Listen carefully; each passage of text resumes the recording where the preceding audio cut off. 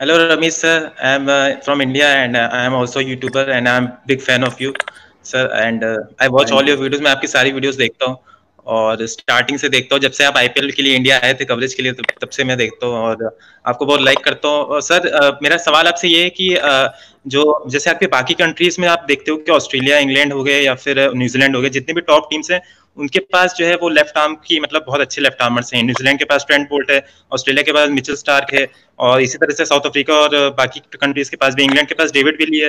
लेकिन इंडिया के पास जो इस समय करंट लॉट है उसमें जितने भी इंडिया ने फास्ट बॉलर्स लेफ्ट आर्मर्स जो ट्राई किए हैं वो कोई भी ऐसा क्वालिटी लेफ्ट आर्मर नहीं दिखा है हम लोगों को जहीर खान के बाद।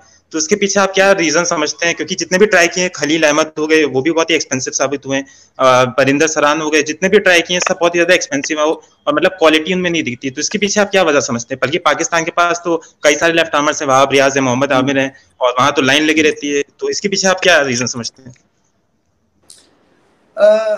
कुछ टेक्निकल मसला है ये, मैं समझता हूँ। मगर ऑन अ सीरियस नोट, देखिए, एक यंग फास्ट बॉलर को T20 खिलाना और उससे रिजल्ट्स एक्सपेक्ट करना वर्ल्ड क्लास, ये ज्यादती है। टाइम लगता है क्योंकि इसमें आपको वैरायटी चाहिए, यॉर्कर चाहिए, टेम्परामेंट सॉलिड चाहिए, मुश्किल जगहों पे आके आपको बॉलिंग करनी पड़ती है। सो आपने जो एक दो के नाम लिए, ये ज्यादातर अभी लिमिटेड ओवर्स क्रिकेट में खेले हैं। इनको बहुत सारी 4 डे क्रिकेट खेलनी है। इनको देखें, बेस बनता है 4 डे से, चाहे आप बैट्समैन हो या बॉलर हो, और बाकी फॉर्मेट्स में आपको इसका फायदा होता है क्योंकि आपके पास कंट्रोल आ जाता है और आपकी फिटनेस इंप्रूव होती है। क्योंकि ये चेंज ऑफ पेस और यॉर्कर जो है, ये आपकी बॉडी से बहुत कुछ ले जाता है।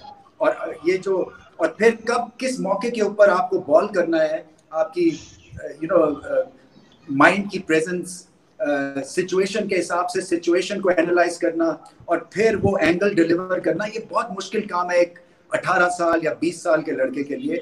सो आप क्या देखते हैं, अगर लेफ्ट आर्मर है, वो गेंद अंदर लेके आता है राइट हैंडर को, तो वो प्लस है बहुत बड़ा। शाहिन शाह अफरीदी बहुत बड़ा बॉलर अब बन गया है कंपेयर टू लास्ट सीजन, क्योंकि वो गेंद अंदर लेके आते हैं और पैड्स को हिट करते हैं राइट हैंडर के। सो वो जो उनका नेचुरल एंगल है स्लिप स्लिप वाला, वो और ज्यादा डेंजरस हो जाता है। चमिंदा वास, इनको मैं खेला हूँ, वो बहुत बड़े बॉलर बन गए थे जब वो इन स्विंग करनी शुरू हो गए, क्योंकि उनका जो सीधे वाला एंगल था उस पर भी बल्ला मेल देते थे और कॉट बिहाइंड हो जाते थे। सो जी जी। आप जो भी है, थोड़ी सी पेशेंस दिखानी पड़ती है और होना जरूर चाहिए आपके पास लेफ्ट आर्म का एंगल, इसलिए कि आपकी बैटिंग का जो एक तरह से एंगल है ना बल्ले का, वो बड़ा मुख्तलिफ तरह से चलता है।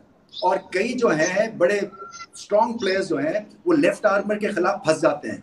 सो बेशक दिखने में उतनी क्वालिटी का ना हो जितना कि बुमराह है फॉर एग्जांपल, मगर एक दो विकेट्स लेने के लिए वो लेफ्ट आर्म का एंगल जो है आपके किटी में जरूर होना चाहिए। सो पेशेंस, और इनको 4 डे क्रिकेट खेलने की जरूरत है। सर दूसरा क्वेश्चन मेरे आपसे एक और है कि आप जो है वो इंडिया और पाकिस्तान के बीच जो बायलैटरल जो रिलेशंस हैं उनको आप स्टार्टिंग होते हुए कब देख रहे हैं? क्योंकि हालांकि मुझे पता है कि थोड़ा गवर्नमेंट का मसला आ जाता है इसमें, पॉलिटिकल है, पर फिर भी आप मतलब क्योंकि हम एज अ फैन, क्योंकि हम हमेशा एक्सपेक्ट करते हैं, क्योंकि हमें हमेशा एशिया कप में या फिर कोई आईसीसी का इवेंट में हमेशा इंडिया या पाकिस्तान की टीमें खेलते हुए नजर आती है, तो हमारा हमेशा से ये एक्सपेक्टेशन रहती है कि हमें कब देखने को मिलेगा। तो आप मतलब इस बारे में आपकी क्या ओपिनियन है? देखिए, अगर मैं करता धरता हूं तो मैं तो 2 मिनट में स्टार्ट करा दूं क्रिकेट, यस। इसलिए कि आप अपने नेबर्स के साथ आपको रहना ही रहना है, जी इरिस्पेक्टिव। आप उनको बदल के उठा के कहीं और तो फेंक नहीं सकते हैं। सो जी और फिर क्रिकेट एक बहुत ही अच्छा एक राब्ता है, एक सिलसिला है एक दूसरे को जानने के लिए।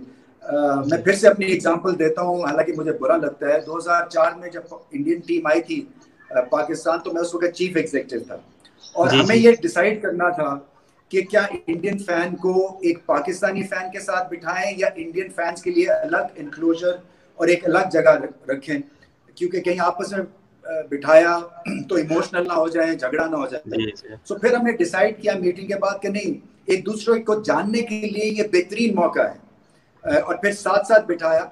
और आप कभी आप स्टोरीज इंडियन जर्नलिस्ट से जरूर सुनिएगा वो 2004 के टूर की, कि कितनी जी अच्छी यादें लेके वो वापस गए थे। जी और बिल्कुल। ओपन बॉर्डर हो गया था, वीकेंड पे यहाँ पे प्राइवेट जहाज इंडिया से आके वो वनडे देख के वापस जा रहे थे। सो जी माहौल जो था वो बिल्कुल बदल गया था। सो अगर तो आप सिंसियरली चाहते हैं कि माहौल बदले, सो क्रिकेट से बेहतर कोई इंस्ट्रूमेंट है ही नहीं।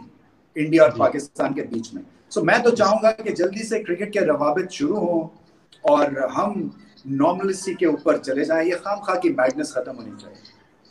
सर थैंक्स अ लॉट, और आपने मेरा आज दिन बना दिया। Thank you so much sir. Thank you.